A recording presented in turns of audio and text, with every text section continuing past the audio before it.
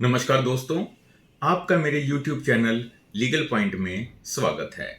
आज हमारे YouTube channel legal point में एडवोकेट पुष्कर राय गर्ग जी हैं। पुष्कर राय गर्ग जी, आपका स्वागत है। धन्यवाद दीपक जी। पुष्कर राय गर्ग जी 25 साल से वकालत कर रहे हैं। District court Gurgaon, Delhi high court, supreme court, Chandigarh high court में प्रैक्टिस कर रहे हैं। पुष्कर राय गर्ग जी के साथ हम ग्रेच्युटी के बारे में आज चर्चा करेंगे।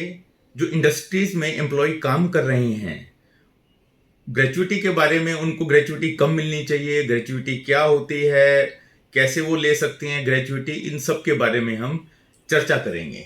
पुष्कर राय गर्ग जी, सबसे पहला मेरा जो क्वेश्चन आता है हमारे माइंड में कि ग्रेच्युटी क्या होती है।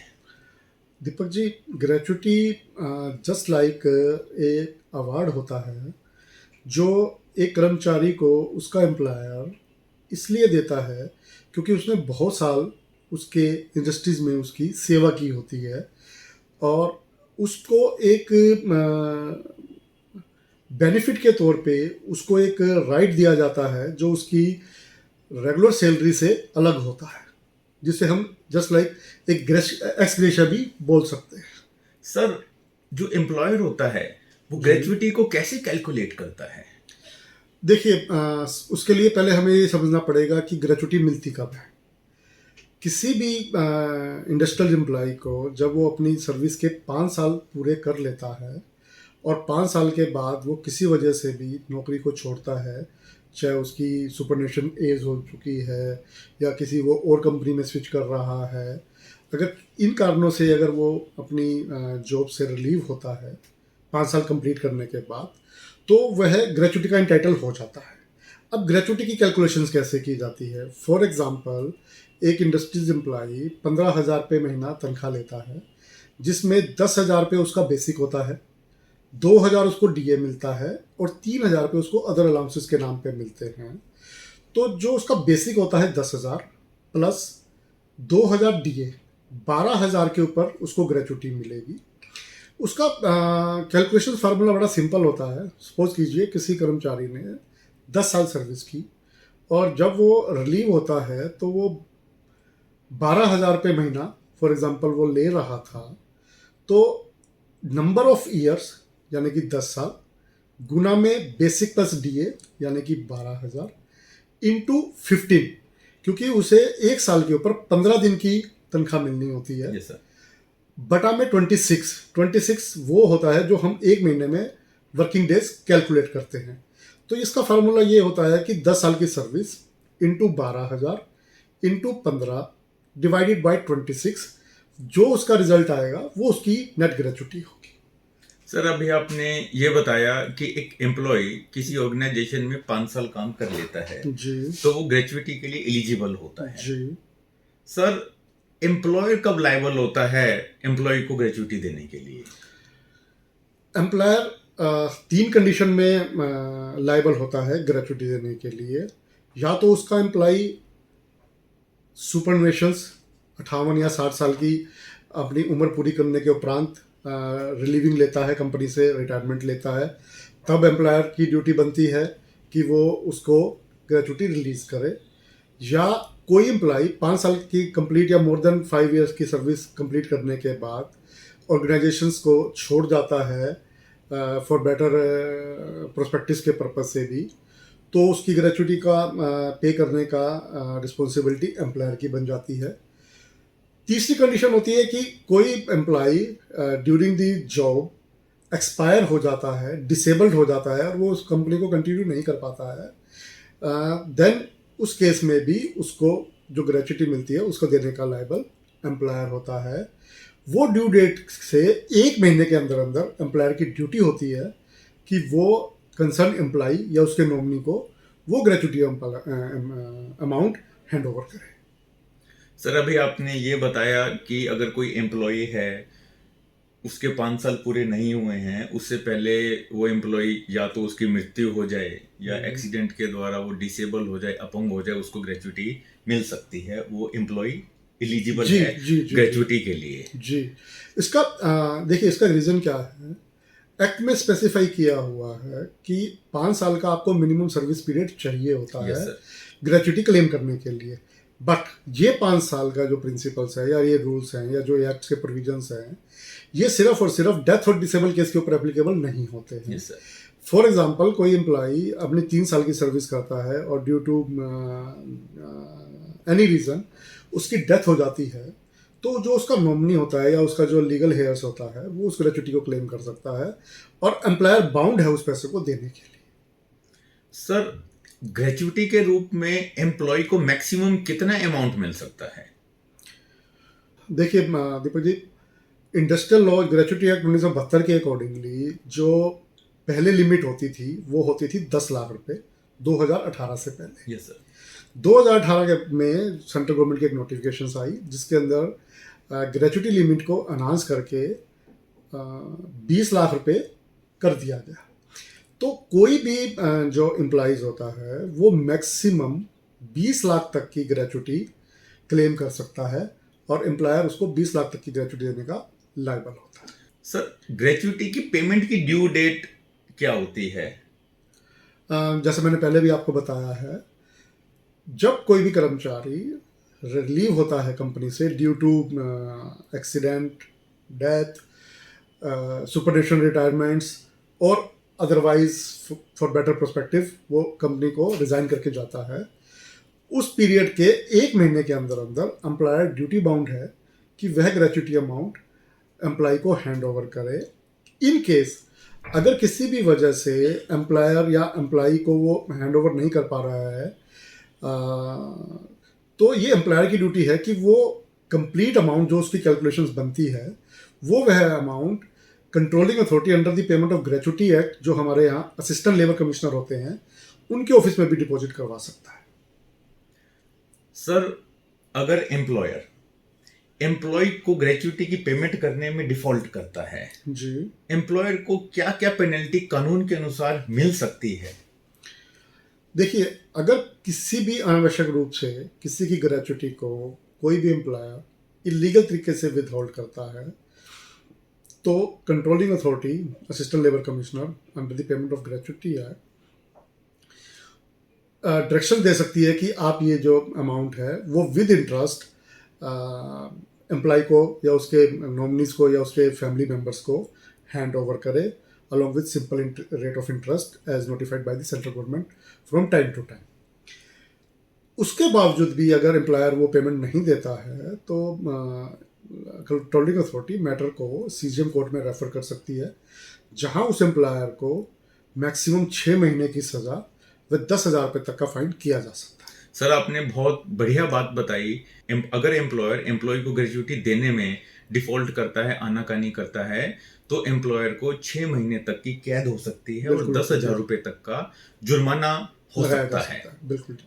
सर, आज की डेट में जो इंडस्ट्रीज क्या प्रैक्टिस कर रही हैं, प्राइवेट कंपनीज, इंडस्ट्रीज ये प्रैक्टिस कर रही हैं कि जब एम्प्लॉय नौकरी छोड़ के जाता है, वो ग्रेचुटी के लिए एलिजिबल होता है, उससे फुल एंड फाइनल सेटलमेंट करवा लेती हैं।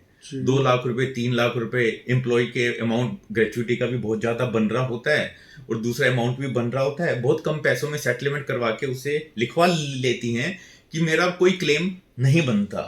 क्या उस कंडीशन में भी अगर उसका ग्रेचुटी का पैसा ज्यादा बन रहा है, क्या उस कंडीशन में भी एम्प्लॉयर की कंप्लेंट कर सकता है? क्या उसे ग्रेचुटी मिलेगी तब भी साइन करने के बावजूद?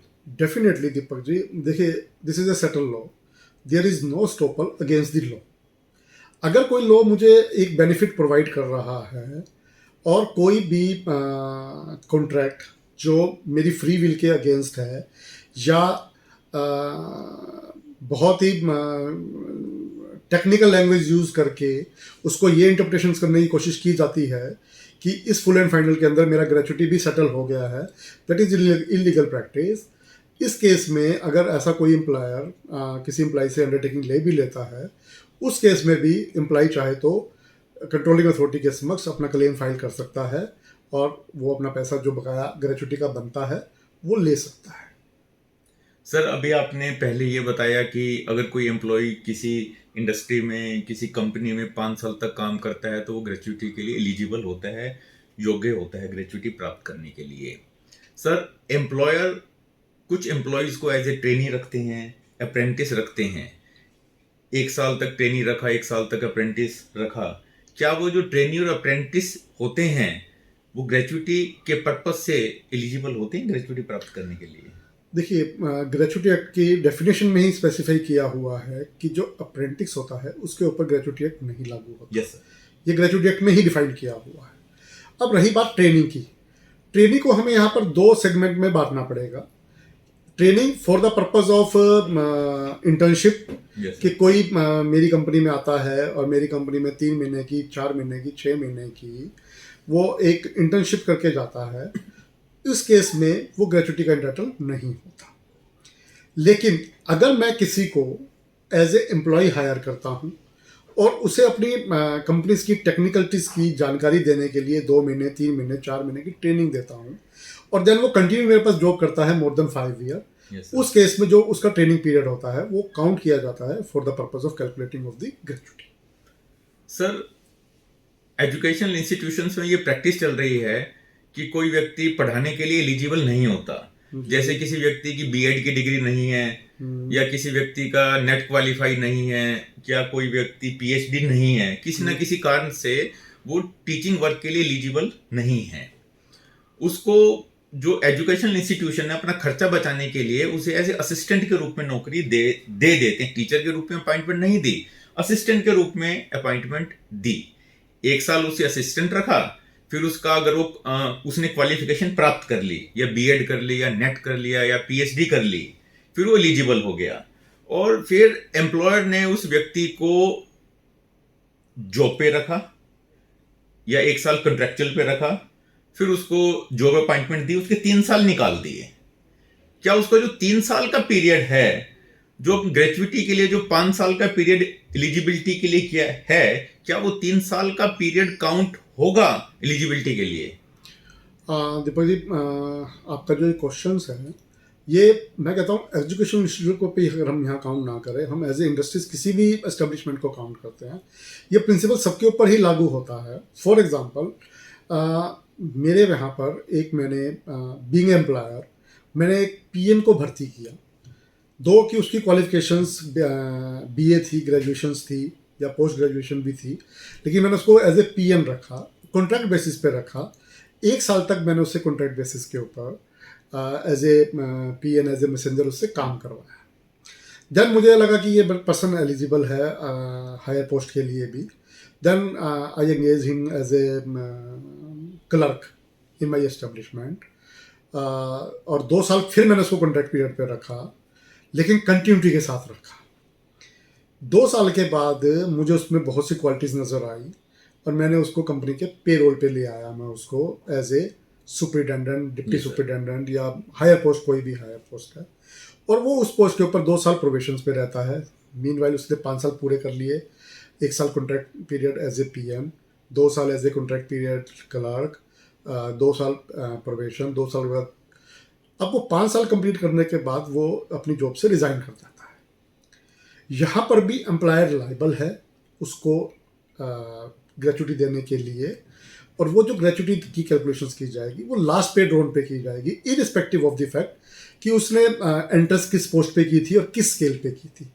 क्योंकि ग्रेचुइटी की कैलकुलेशन लास्ट पे राउंड पे की जाती है, उसका कोई कैलकुलेशन नहीं है कि उसने पहले किस किस पोस्ट के ऊपर, उस एस्टेब्लिशमेंट के ऊपर किस स्केल में काम किया, वो सारा इरेलीवेंट हो जाता है। चाहे वो कॉन्ट्रेक्चुअल एम्प्लॉय भी था, लेकिन अगर उसने 5 साल कंटिन्यू काम किया है और पर ईयर 240 डेज उसने कंप्लीट किए हैं, तो he is entitled to claim gratuity.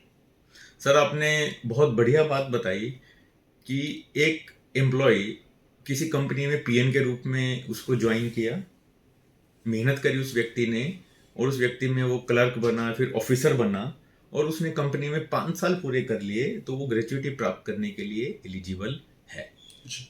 Sir, industries अपने एम्प्लॉयज को बहुत प्रकार की लीव्स देती है जी।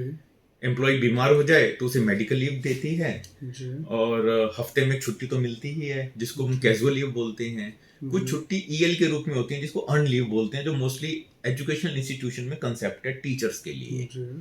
सर, ग्रेचुइटी जो हम पेमेंट करते हैं ग्रेचुइटी की, और एम्प्लॉयज को जो कंटिन्यूस पीरियड हम 240 डेज पर ईयर काउंट करते हैं, सर कौन कौन सी लीव्स इस कंटिन्यूस पीरियड में काउंट होती हैं? सर, एज पर the gratuity act, continuous period define किया गया है, एक्ट में ही डिफाइन किया गया है। वो ये कहता है कि किसी भी एम्प्लॉय को एक प्रेसिडिंग ईयर्स में 240 डेज अपने कंप्लीट करने होते हैं। अगर वो जो लीव पीरियड होता है वो काउंट किया जाता है टूवर्ड्स सर्विस पीरियड, तो वो लीव्स ग्रेचुटी में काउंट की जाएगी। जो पीरियड लीव विदाउट पे होती है, जिसके ऊपर ना तो उसको कोई पैसा मिल रहा है, Yes, sir. और ना ही उस लीव को कैलकुलेट किया जा रहा है as a service period, Yes, sir. वो पीरियड को हम डिस्क्वालीफाइड पीरियड बोलते हैं for the purpose of calculating the gratuity. For example, अगर मेरे पास, देखिए, मुझे एज पर इंडस्ट्रीज लॉ 20 दिन के ऊपर एक छुट्टी मिलती है पेड लीव। Yes, sir. तो वो जो मेरी पेड लीव है वो अगर मैं यूटिलाइज करता हूँ तो वो ग्रेचुटी के अंदर काउंट की जाएगी। अगर मैं कोई भी ऐसी लीव लेता हूँ जिसके ऊपर ना तो मुझे पैसा मिल रहा है और ना ही वो मेरी सर्विस में ऐड किया जा रहा है, Yes, sir. वो ग्रेचुटी में कैलकुलेट नहीं होगा। सर मेरा लास्ट क्वेश्चन है, जो ग्रेचुटी का केस है, जिस एम्प्लॉय को ग्रेचुटी नहीं मिली है, पहला वो किस अथॉरिटी के पास फाइल होता है? अगर मान लो कि मैं कंपनी से रिलीव हो गया हूँ और विद इन 1 मंथ एम्प्लॉयर मेरा ग्रेचुटी क्लेम को सेटल नहीं कर रहा है या बार बार मुझे झूठे एश्योरेंस दे रहा है, मेरा टाइम किल कर रहा है, उस केस में मैं अपने क्लेम को फाइल करने के लिए असिस्टेंट लेबर कमिश्नर होते हैं हर डिस्ट्रिक्ट में, डिस्ट्रिक्ट Yes, लेवल sir. पे, मैं वहाँ पर अपना एप्लीकेशन फाइल करके अपना क्लेम फाइल कर सकता हूँ। सर इसी से कनेक्टेड क्वेश्चन है, जी, आजकल हम लोग जॉब करने के लिए दूसरे शहरों में मूव करते हैं, एम्प्लॉय मूव करता है। फॉर एग्जांपल, एक व्यक्ति बेंगलोर में 5 साल से काम कर रहा है एक कंपनी में, जी, 6 साल कंप्लीट होने के बाद उसे एक बहुत अच्छी अपॉर्चुनिटी दिल्ली की किसी कंपनी में मिली। जी, उसने 6 साल के बाद कंपनी से रिजाइन कर दिया और दिल्ली आके जॉब को ज्वाइन कर लिया। क्या वो व्यक्ति ग्रेचुटी प्राप्त करने के लिए दिल्ली केस फाइल कर सकता है? जी, जी Deepak ji, there are so many judgements of honourable high courts, various high courts and supreme court of India जो ये कहती है कि जो रिलीफ हमें आफ्टर लिविंग दी कंपनी मिलता है या आफ्टर रिटायरमेंट मिलता है, वो जो रिलीफ है, अगर मुझे वो ड्यू टाइम में नहीं एम्प्लॉयर देता और मुझे उसके लिए कोई केस फाइल करना पड़ता है, तो जहाँ मैं रह रहा हूँ मैं वहाँ पर भी वो केस फाइल कर सकता हूँ, क्योंकि वो पैसा मुझे वहीं रिसीव होना है जहाँ मैं रह रहा हूँ। Yes, sir. उसके लिए मुझे बेंगलोर अथॉरिटी को अप्रोच करने की कोई रिक्वायरमेंट नहीं है। अगर मैं बेंगलोर में जॉब कर रहा था और मैं जॉब छोड़ के दिल्ली आके सेटल हो गया हूँ, तो मैं अपना दिल्ली में भी क्लेम फाइल कर सकता हूँ। जुडिक्शन के पॉइंट ऑफ व्यू से दिल्ली जुडिक्शंस बनती है, इरिस्पेक्टिव ऑफ द फैक्ट कि बेंगलोर कंपनी का कोई ऑफिस दिल्ली में है या नहीं। पुष्कर जी, आपका बहुत बहुत धन्यवाद। धन्यवाद दीपक जी, अपने व्यूज ग्रेचुटी के बारे में साझा करने के लिए।